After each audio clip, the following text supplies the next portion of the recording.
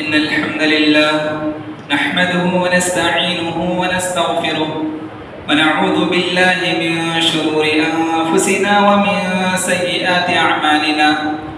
من يهده الله فلا مضل له ومن يضلل فلا هادي له. وأشهد أن لا إله إلا الله وحده لا شريك له. وأشهد أن محمدًا عبده ورسوله. أما بعد فإن خير الحديث كتاب الله وخير الهدي هدي محمد صلى الله عليه وسلم وشر الأمور محدثاتها وكل محدثة بدعة وكل بدعة ضلالة وكل ضلالة في النار. فأعوذ بالله من الشيطان الرجيم. بسم الله الرحمن الرحيم. يا أيها الذين آمنوا اتقوا الله حق تقاته ولا تموتن إلا وأنتم مسلمون. يا أيها الناس اتقوا ربكم الذي خلقكم من نفس واحدة وخلق منها زوجها وبث منهما رجالا كثيرا ونساء واتقوا الله الذي تساءلون به والأرحام إن الله كان عليكم رقيبا. يا أيها الذين آمنوا اتقوا الله وقولوا قولا سديدا يصلح لكم أعمالكم ويغفر لكم ذنوبكم ومن يطع الله ورسوله فقد فاز فوزا عظيما. وقال تعالى في موضع آخر إن للمتقين مفازا. محترم حاضرین جمعہ، دینی بھائیوں، نوجوان ساتھیوں، پیارے بچوں، آج آپ لوگوں کے سامنے خطاب کے لیے جس موضوع کو میں نے منتخب کیا ہے وہ ہے اللہ سے ڈرتے ہوئے زندگی گزارنے کے فوائد و ثمرات. محترم حاضرین، ہم ہر جمعہ غالباً اکثر تقاریر و خطابات میں ایک مشہور آیت کی تلاوت سماعت کرتے رہتے ہیں. آپ لوگوں کو یاد بھی ہوگا، یا ایھا الذین آمنوا اتقوا اللہ حق تقاتہ ولا تموتن الا وانتم مسلمون. اللہ سبحانہ و تعالیٰ فرماتا ہے کہ اے مومنو، تمہاری جتنی طاقت ہے، جتنی استطاعت ہے، اس کے مطابق اللہ سے ڈرتے ہوئے زندگی گزارو، اور جب تمہارا وقت اجل آ جائے، موت کا وقت آ جائے، تو تم اس حالت میں مرنا کہ تمہاری پوری زندگی اسلام پر ہو، یعنی تمہارا خاتمہ اسلام پر. یہ آیت ہمیں ہر خطبے میں، ہر جلسے میں، ہر جگہ ہمیں سنائی دیتی، ہمیں یاد بھی ہو، لیکن عمل کرنے میں ہم غفلت برت رہے ہیں. کیونکہ اللہ سبحانہ و تعالیٰ اس آیت میں فرماتا ہے کہ تم اللہ سے ڈرتے ہوئے زندگی گزارنا، اور آخر میں آپ دیکھیں گے وَلَا تَمُوتُنَّ إِلَّا وَأَنْتُمْ مُسْلِمُونَ، کہ جب تمہاری موت آئے تو اس وقت تم اسلام کی حالت میں ہو کر مرنا. پتہ چلا کہ انسان کو اسلام کے مطابق، قرآن و حدیث کے مطابق، شریعت کے مطابق کب تک زندگی گزارنا ہے؟ انسان کی آخری سانس تک، موت آنے تک ہمیں قرآن و حدیث کے مطابق زندگی گزارنا.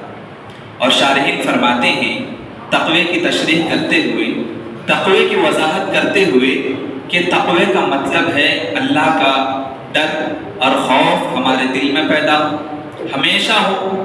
کیونکہ نبی کریم صلی اللہ علیہ وسلم نے فرمایا اتق اللہ حیثما کنت، کہ دیکھو تم جہاں کہیں بھی زندگی گزارو اللہ سے ڈرتے ہوئے زندگی گزارو، اللہ کا خوف کھاتے ہوئے زندگی گزارو. جہاں بھی ہو، چاہے آپ مارکیٹ میں ہوں، چاہے آپ اپنے گھر میں ہوں، چاہے آپ اپنے دکان میں شاپ میں ہوں، یا دنیاوی معاملات ہوں یا دینی معاملات ہوں، ہر جگہ ہمیں اللہ سے ڈرتے ہوئے زندگی گزارنے کا سبق ہمارے نبی نے ہمیں بتایا۔ محترم حاضرین، شارحین یہ بھی لکھتے ہیں کہ تقوی کا اور ایک مطلب یہ ہے کہ بندہ قرآن و حدیث کے مطابق جس طریقے سے قرآنی آیت نازل ہوئی، قرآنی آیتوں کا نزول ہوا اور احادیث نبویہ ہمارے سامنے ہیں، اس کے مطابق زندگی گزارنا یہی تقوی ہے۔ اور شارحین یہ بھی فرماتے ہیں کہ بندہ اپنے آپ کو گناہوں سے جتنا دور رکھتا ہے اس کے اندر اتنا تقوی پیدا ہوتا ہے، یعنی ہمارے اندر، ہمارے دل کے اندر اللہ کا ڈر، اللہ کا خوف جتنا زیادہ پایا جائے گا اتنا ہم گناہوں سے دور رہیں گے۔ اگرچہ میں اور آپ قرآن و حدیث کے مطابق زندگی گزاریں گے، شریعت کے مطابق زندگی گزاریں گے تو سمجھ لیجیے ہم متقی ہیں، پرہیزگار ہیں اور گناہوں سے دور رہ رہے ہیں۔ اگرچہ میں اور آپ گناہوں سے قریب ہو رہے ہیں، اس کا مطلب یہ ہے کہ ہمارے دل کے اندر اللہ کا جو خوف ہونا چاہیے، جو تقوی ہونا چاہیے، جو پرہیزگاری ہونا چاہیے، وہ ہمارے دل کے اندر جتنا ہونا چاہیے اتنا نہیں۔ آپ کے دل کے اندر تقوی جتنا خالی ہوگا، آپ کے اندر، آپ کے دل کے اندر برائی اتنی بھری ہوگی، گناہ میں آپ اتنے ملوث ہوں گے۔ آپ کے دل کے اندر تقوی جتنا زیادہ ہوگا، آپ کے اندر پرہیزگاری جتنی زیادہ ہوگی، نیکیاں اتنی زیادہ کریں گے آپ۔ تو ضرورت اس بات کی ہے کہ بارہا ہر جمعے کے خطبے میں، ہر جلسے میں، ہر جگہ آپ دیکھیں گے، ہر نشست میں اس آیت کی جو تلاوت کی جاتی ہے، ہمیں پیغام دیا جاتا ہے کہ مرتے دم تک، آخری سانس چلتے چلتے تک تمہیں شریعت کے مطابق قرآن و حدیث کی روشنی میں زندگی گزارنا ہے۔ یہی متقی کی زندگی ہے، یہی پرہیزگاری کی زندگی۔ اب میں آج کا عنوان جو ہے میرا کہ جب ہم تقوی کی زندگی گزاریں گے، پرہیزگاری کی زندگی گزاریں گے، اللہ سے ڈرتے ہوئے زندگی گزاریں گے تو اس کے کیا فوائد ہیں، اس کے کیا ثمرات ہیں، اس کا کیا فائدہ حاصل ہوگا؟ کیونکہ بندہ کام اسی وقت کرتا ہے جب اس کے اندر کوئی فائدہ اس کو حاصل ہو۔ میں اور آپ جب تک فائدہ نہیں ہے اس کام میں کوئی فائدہ نہ ہو کام نہیں کریں گے۔ بیکاری کا کوئی کام انسان نہیں کرتا ہے جب تک اس کو یہ معلوم نہ ہو کہ اس کام سے مجھے کوئی فائدہ ہے یا نہیں۔ جب تک آپ کو اس کام میں جب تک فائدہ نہیں، آپ نہیں کریں گے وہ کام۔ اس لیے اللہ سبحانہ و تعالیٰ جب بندے اس سے ڈرتے ہوئے زندگی گزارتے ہیں، تقوی کی زندگی اختیار کرتے ہیں، پرہیزگاری کی زندگی اختیار کرتے ہیں، متشرعانہ زندگی گزارتے ہیں، قرآن و حدیث کی روشنی میں زندگی گزارتے ہیں، تو اللہ سبحانہ و تعالیٰ اس کے فوائد و ثمرات بھی بندے کے لیے تیار کر رکھا ہے۔ سب سے پہلا فائدہ جب ہم اللہ سے ڈرتے ہوئے زندگی گزارتے ہیں وہ یہ ہے کہ وہی بندہ حقیقی معنی میں شاکر بن سکتا ہے، شکر گزار بن سکتا ہے، جس کے دل کے اندر اللہ کا خوف اور اللہ کا ڈر ہو۔ جو متقی ہوتا ہے وہی شاکر ہو سکتا ہے۔ شکر گزاری کا مطلب کیا ہے معلوم ہو؟ اللہ سبحانہ و تعالیٰ فرماتا ہے وَهَدَيْنَاهُ النَّجْدَيْنِ، میں نے انسانوں کے لیے دونوں راستے ان کے لیے چھوڑ دیا ہے، ان کے لیے آپشن رکھ دیا ہے۔ وہ چاہے تو کوئی ایک راستے کو اختیار کر لے، ان کے پاس آپشن ہے۔ ایک جنت کا راستہ ہے، یہ شکر گزاری کا راستہ، اور ایک جہنم کا راستہ ہے، یہ کفر کا راستہ ہے، ناشکری کا راستہ ہے۔ تو شکر گزاری کا راستہ، جنت کا راستہ وہی بندہ اپنائے گا جس کے اندر اللہ کا ڈر اور اللہ کا خوف ہو۔ اللہ سبحانہ وتعالی سورۃ الدہر میں فرماتا ہے اِنَّا هَدَيْنَاهُ السَّبِيلَ إِمَّا شَاكِرًا وَإِمَّا كَفُورًا، میں نے جو لوگوں کو ہدایت کا راستہ بتا دیا، اب لوگوں کے ہاتھ میں ہے کہ وہ شاکر بندہ بنے یا ناشکرا بنے۔ یعنی قرآن و حدیث کے مطابق زندگی گزارنا یہ بھی ہمارے ہاتھ میں ہے، آپشن ہے، اور قرآن و حدیث کے اپوزٹ خلاف میں زندگی گزارنا یہ بھی ہمارے اندر آپشن رکھ دیا۔ اللہ تعالیٰ نے اختیار دیا، چوائس دیا ہے، فریڈم دیا ہے، آزادی ملی ہے ہمیں۔ اب یہ آزادی کو کیسے چوائس کرتے ہیں، یہ ہماری آزادی ہے، فریڈم ہے۔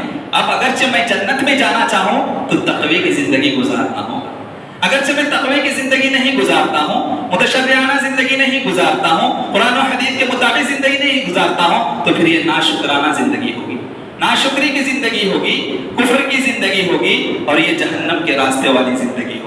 اللہ نے دونوں راستہ بتا دیا. اور جنت کیسے حاصل ہونے والی ہے یہ بھی ہمیں قرآنی آیات سے اور احادیث کے ذریعے بتا دیا گیا. اور جہنم میں کیوں جائیں گے، کن اسباب کی وجہ سے، کن وجوہات کی وجہ سے ہم جہنم میں چلے جائیں گے، وہ اسباب بھی بیان کر دیے گئے قرآن و حدیث میں. اب آپشن ہمارے سامنے ہے، ہم جنت کا راستہ اختیار کرتے ہیں یا جہنم کا راستہ اختیار کرتے ہیں. اور جنت کا راستہ کون اختیار کرے گا؟ جو بندہ شاکر ہے، شکر گزار ہے. شکر گزاری کا مطلب یہ ہے اسلام کے مطابق، یہ جو اسلام کی دولت ہمیں ملی ہے، ماں کے پیٹ سے ہم مسلمان بن کے پیدا ہو گئے، ہاں خاندانی مسلمان ہیں ہم، یہ بہت بڑی نعمت ہے. کسی کو چکر کاٹنے سے بھی پوری زندگی بیت جاتی ہے، ہدایت نصیب نہیں ہوتی. اور کسی کو آپ جا کے دعوت بھی دیں گے، بارہا جا کے آپ ان کو اسلام کی دعوت دیں گے، اگرچہ اللہ تعالیٰ نے توفیق نہیں لکھی ہے اس کو ہدایت بھی نہیں ملنے والی. اور کتنے بدنصیب ایسے ہیں جو نام نہاد مسلمان ہیں، ماں کے پیٹ سے ہی مسلمان بنے، خاندانی مسلمان بنے، لیکن ناشکرانہ زندگی گزارتے ہیں، کفرانہ زندگی گزارتے ہیں. یعنی ان کی زندگی میں جو کافر کی زندگی ہوتی ہے، نام نہاد مسلمان کی زندگی میں کوئی فرق نظر نہیں آتا.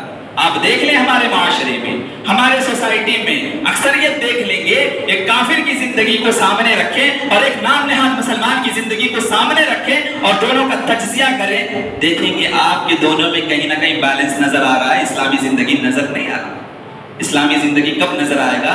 جب ہمارے دل کے اندر اللہ کا ڈر اور اللہ کا خوف ہو اور ہماری زندگی قرآن و حدیث کے مطابق، اسلام کے مطابق، شریعت کے مطابق ہو. تو اللہ سے ڈرنے والے وہی بندے ہوتے ہیں جو شاکر ہیں، اور شاکر بندے وہی ہوتے ہیں جو متقی اور پرہیزگار ہیں.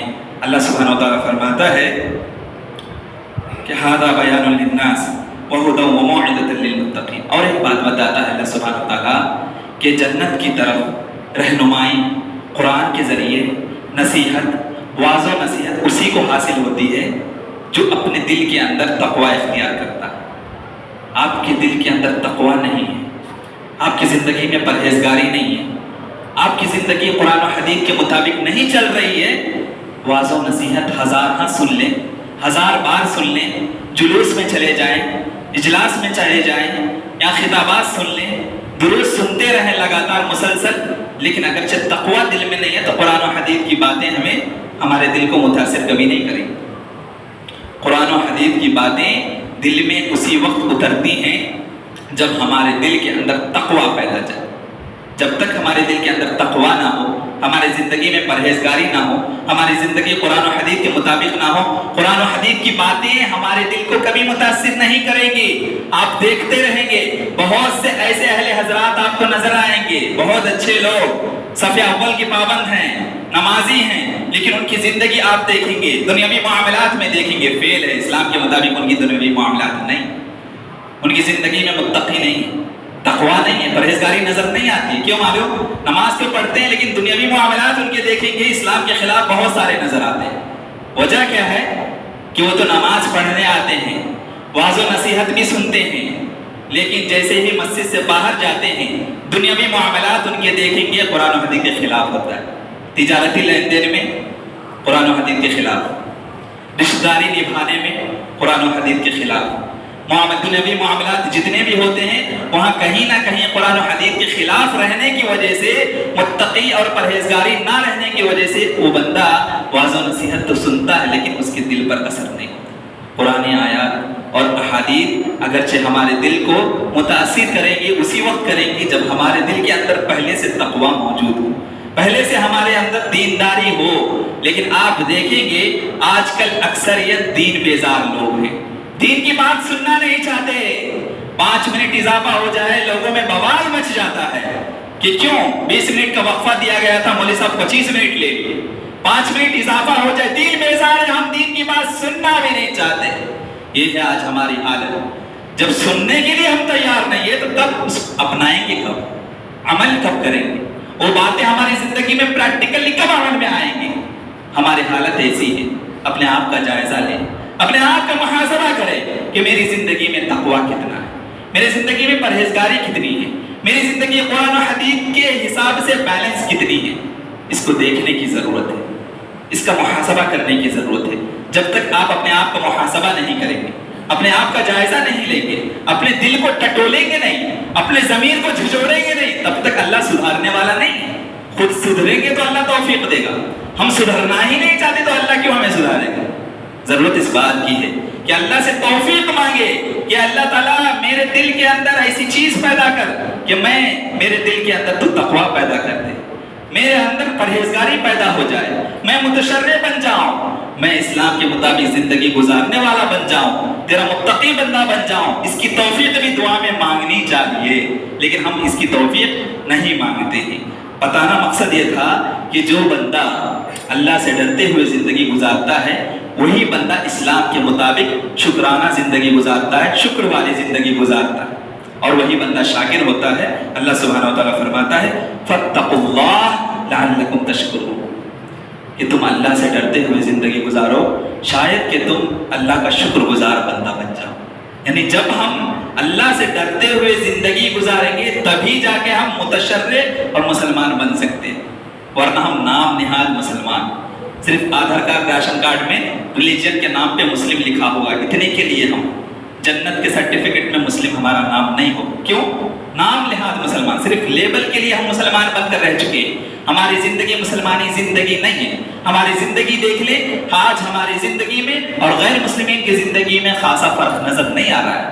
ضرورت اس بات کی ہے کہ میں اور آپ اپنی زندگی کو ٹٹولیں، اپنے نفس کا محاسبہ کریں، اور اللہ سے ڈرتے ہوئے اگرچہ ہم زندگی گزاریں گے تو اور ایک فائدہ یہ ہوگا کہ ہمارے اعمال کی قبولیت کی شرط یہ ہے کہ اللہ سے ڈرتے ہوئے عمل کریں۔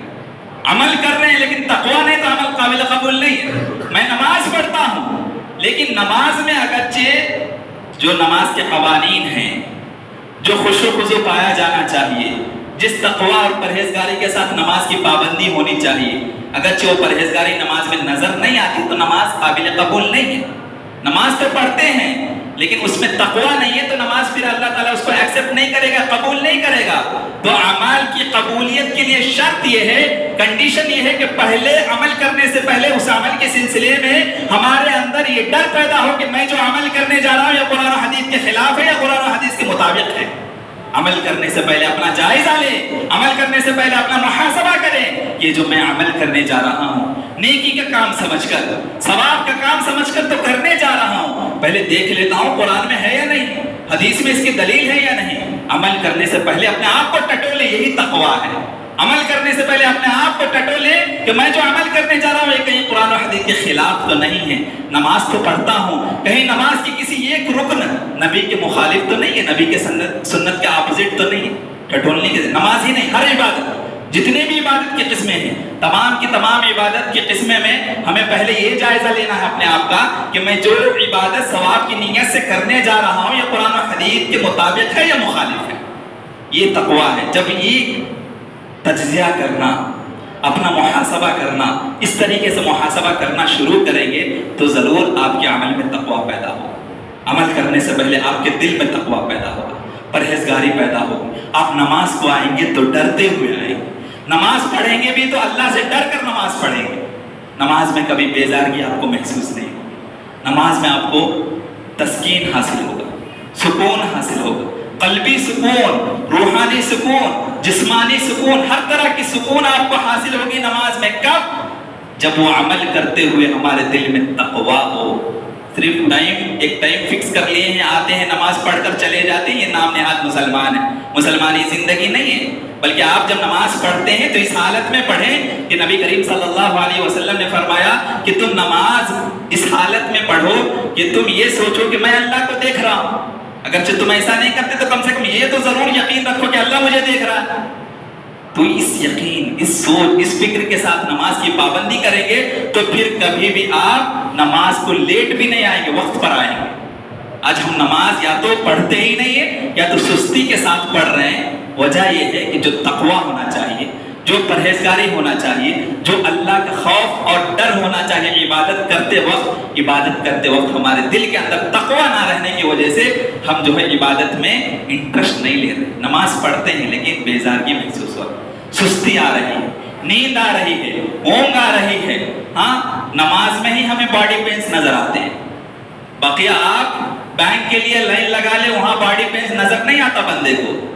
راشن لینے کے لیے آپ لائن گھنٹوں لگا لیں، وہاں آپ کو وقت ہی نظر نہیں آتا. کیوں؟ وہاں ضرورت نظر آتی ہے، وہاں فائدہ نظر آ رہا ہے. نماز کا فائدہ نظر نہیں آتا نا.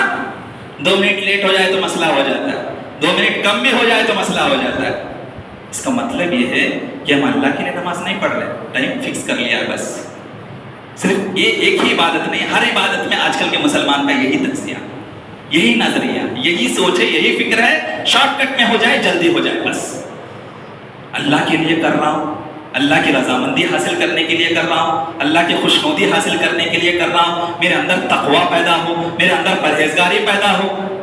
یہ نہیں ہے اس لیے تو ان الصلاۃ تنہی عن الفحشاء والمنکر والبغی، جتنے بھی برائی کے کام ہیں، تمام کے تمام برائی کے کام، گناہ کے کام سے اللہ تعالیٰ نمازی کو دور رکھے گا. میں نمازی بھی ہوں، برائی کا کام بھی کرتا ہوں. میں نمازی بھی ہوں، جھوٹ بھی بولتا ہوں. میں نمازی بھی ہوں، غیبت بھی کرتا ہوں.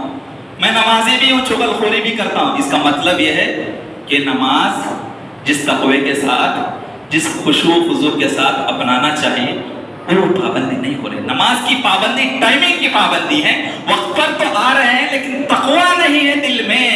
تقویٰ نہ رہنے کی وجہ سے اس عبادت کا اثر ہماری زندگی میں نہیں. نماز بھی پڑھتا ہوں، غلط کام بھی کرتا ہوں. نماز بھی پڑھتا ہوں، برائی کا کام بھی کرتا ہوں، جبکہ اللہ کا وعدہ ہے نماز پڑھو برائی کے کام سے دور رکھوں گا. نماز بھی پڑھ رہا ہوں اور برائی کا کام بھی کر رہا ہوں. اس کا مطلب ہے نماز جس کنڈیشن کے حساب سے پڑھنا چاہیے، کہیں نہ کہیں اس میں کمی ہے، نقص پایا جا رہا ہے، اس کو سدھارنے کی ضرورت ہے. اللہ تعالی ہم سب کو توفیق دے ہماری نماز کو سدھار لینے کی. اسی طریقے سے میرے بھائیوں، آپ کا جو عمل ہے، آپ عمل کرنے سے پہلے اپنا تجزیہ کر لیں، محاسبہ کر لیں کہ میں جو عمل کرنے جا رہا ہوں یہ قرآن و حدیث کے مطابق ہے یا نہیں. یہی تقویٰ کہلائے گا. جب اس سوچ و فکر کے ساتھ عمل کریں گے تو ہی اللہ تعالیٰ اس عمل کو قبول کرے گا. اللہ سبحانہ و تعالیٰ فرماتا ہے انما یتقبل اللہ من المتقین، کہ جو تقویٰ اور پرہیزگاری کے ساتھ عبادت کرتے ہیں، اللہ تعالیٰ ایسے عبادت کو ہی پسند کرتا ہے، قبول کرتا ہے. اللہ تعالیٰ ہم سب کو توفیق دے کہ تقویٰ اور پرہیزگاری اختیار کرتے ہوئے خلوص للہیت کے ساتھ عبادت کرنے کا اہتمام کریں. اسی طریقے سے میرے بھائیوں، اگرچہ ہم اللہ سے ڈرتے ہوئے زندگی گزارتے ہیں تو اللہ تعالیٰ اس کا اجر عظیم بھی دے گا. عبادت کرتے ہیں، فائدہ نظر نہیں آیا، ایسا نہیں ہو سکتا. اس کا اجر عظیم کیا ہے؟ جنت ہے ہمارے لیے. عبادت کی جتنے بھی قسمیں ہیں، اگر قرآن و حدیث کی روشنی میں اس کے مطابق ہم عبادت کر رہے ہیں تو اس کا اجر ہے، اجر عظیم ہے. اور وہ اجر عظیم کیا ہے؟ جنت ہے ہمارے لیے. ہمارے لیے جنت رکھا گیا ہے. یہاں دنیا میں آپ کو نظر نہیں آئے گا عبادت کا فائدہ، لیکن آخرت میں آپ کو جب فیصلے ہوں گے، فیصلے سنائے جائیں گے، جنت اور جہنم کا فیصلہ ہوگا، وہاں آپ کو جب صلہ دیا جائے گا آپ کی عبادتوں کا، تب پتہ چلے گا. وہاں وہ خوش نصیب انسان ہوں گے جو خوشی محسوس کرے گا، مسرت کے مارے، خوشی کے مارے جو ہے واہوائی ہوگی، اس کی زندگی میں خوشی ہوگی. کیوں؟ وہاں اس کا پھل اس کو نظر آئے. یہاں عبادت کرتے ہیں، ہمیں اس کی اہمیت اس لیے نہیں ہے کہ اس کا جو مطلب اس کی اہمیت اس لیے ہماری زندگی میں نہیں کہ فائدہ نظر نہیں آ رہا. وہ فائدہ آنکھ کے اوجھل ہے، اور وہ فائدہ کب نظر آئے گا؟ قیامت میں نظر آئے. اس لیے جو بھی عبادت کرتے ہیں خلوص للہیت کے ساتھ عبادت کرنے کی کوشش کرے. اللہ سبحانہ و تعالیٰ فرماتا ہے کہ جو تقوی کی زندگی، پرہیزگاری کی زندگی گزارتا ہے، ایسے لوگوں کے لیے اجر عظیم ہے. اللہ سبحانہ و تعالیٰ فرماتا ہے وَإِن تُؤْمِنُوا وَتَتَّقُوا فَلَكُمْ أَجْرٌ عَظِيمٌ، کہ اگرچہ تم مومن بندے بن جاؤ گے، تمہاری زندگی میں ایمان کی جتنے ارکان ہیں، تمام کے تمام اراکین قرآن و حدیث کی روشنی میں تم اس کو فالو کرو گے.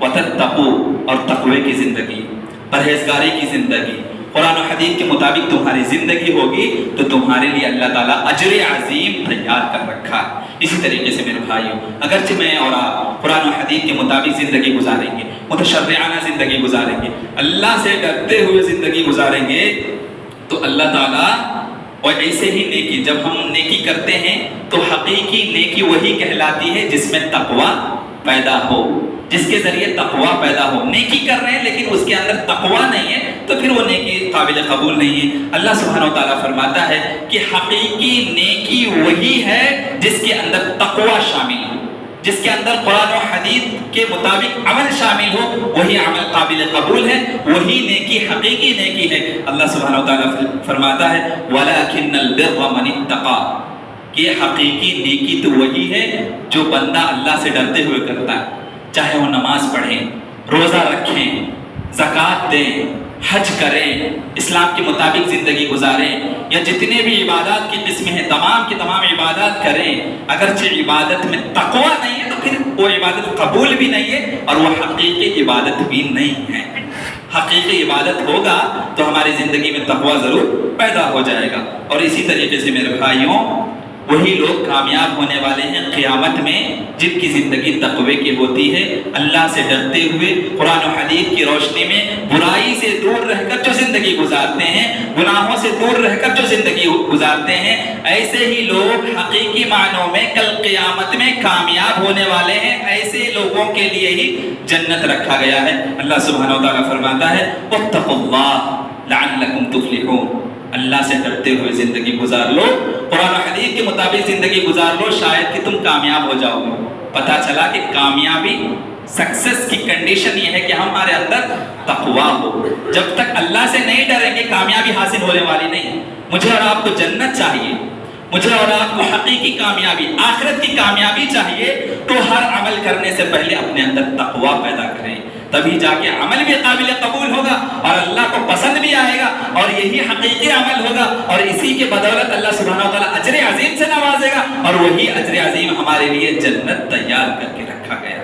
اسی طریقے سے میرے بھائیوں، اگرچہ ہم قرآن و حدیث کے مطابق متشرعانہ زندگی گزارتے ہیں، اسلام کے مطابق زندگی گزارتے ہیں، تقوی کی زندگی گزارتے ہیں، پرہیزگاری کی زندگی گزارتے ہیں، تو ایسے لوگوں کے لیے اللہ سبحانہ و تعالیٰ کل قیامت میں اونچے مقام تیار کر رکھا، اونچا درجہ تیار کر رکھا۔ جس طریقے سے اس دنیا میں آپ دیکھیں گے ایک ایک آدمی کا ایک ایک عہدہ ہے، ایک ایک اسٹیٹس ہے، اور اس میں کوئی بڑا ہوتا ہے، کوئی چھوٹا ہوتا ہے، تو جو تقوی کی زندگی گزارتا ہے، پرہیزگاری کی زندگی گزارتا ہے، کل قیامت میں ایسے لوگوں کو اللہ سبحانہ و تعالیٰ سب سے اعلیٰ مقام پر فائز کرے گا۔ سب سے اونچے مقام پر کون ہوں گے؟